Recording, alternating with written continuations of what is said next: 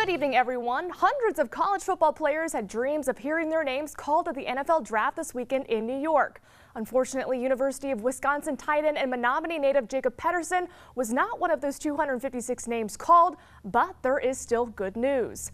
Pedersen will attend the Atlanta Falcons mini camp as an undrafted free agent this month. With the retirement of future Hall of Famer Tony Gonzalez, there's an opening on the Falcons roster. 9 tight ends were taken in the first 155 picks, but only 2 were drafted in the last 101 picks. Atlanta, however, did not draft any of those players. The 6'5", 240-pounder caught 104 passes for the Badgers for over 1,300 yards and 17 touchdowns. So let's take a look at how the Green Bay Packers did during the NFL draft. General Manager Ted Thompson did a good job focusing on defense, selecting Clinton Dix, the safety out of Alabama, in the first round. Aberderis will join a highly productive offensive core with wide receiver Devontae Adams and Richard Rodgers. Kyrie Thornton and Carl Bradford will hopefully add some depth defensively. In rounds 5 through 7, the Packers drafted Ohio State center Corey Linsley, Baylor defensive back Demetri Goodson, and from the GLIAC, Saginaw Valley's Jeff Janis. In the first round, General Manager Martin Mayhew played the draft board, selecting North Carolina tight end Eric Ebron in the first round. Lions' best move, though, was trading up 5 spots to take the outside linebacker Kyle Van Noy. Detroit knew they had to take some players on the defensive side of the ball, so they also added Bloomsburg defensive end Larry Webster, also taking Arkansas center Travis Swanson in the third round. 2 rounds 5 through 7, Princeton defensive tackle Karan Reed, Notre Dame wide receiver TJ Jones, and Boston College kicker Nate Freeze were also drafted. To some high school baseball, the Norway Invitational Baseball Tournament had 4 teams. Niagara against Norway in this one. Top of the first, Austin Grayvald launches a full count pitch deep down the right field line.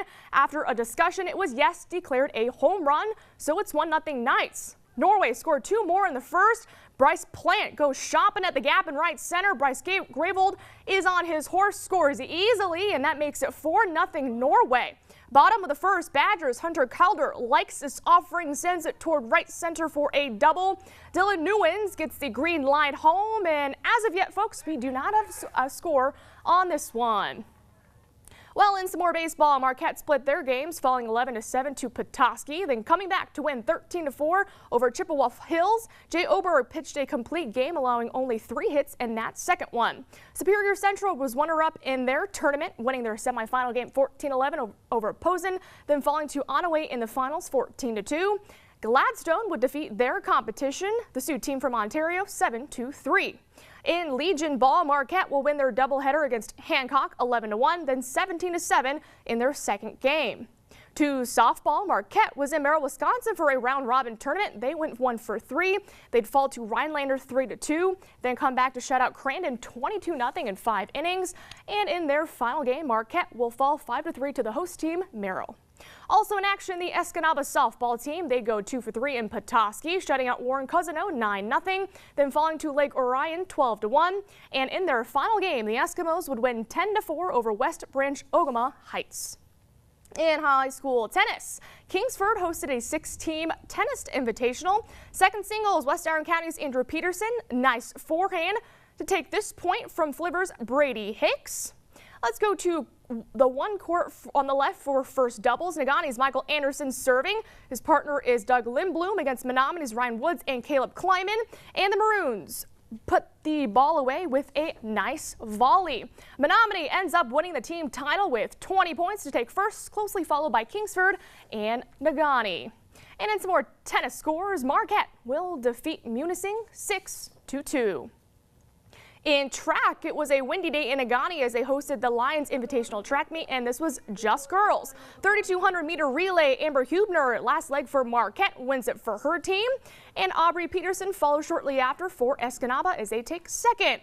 To the 100-meter hurdles on the right, Escanaba's Brittany Tebow wins this particular heat. Her teammate Lindsay Collins was named the meet MVP. In the 100-meter dash, Negaunee's Kristen Kaufman will just beat a couple of Marquette Redettes to take first in this specific heat. In the 800-meter relay, now Negaunee was about They were about a lap ahead of Marquette, but back comes Marquette, finishing strong in just 1 minute and 53 seconds. In the long jump, Gwyn's Nicole Usher, impressive. Longest jump of the day, 15 feet. And on the day, Marquette will take first with 204 points, followed by Escanaba and Nagani.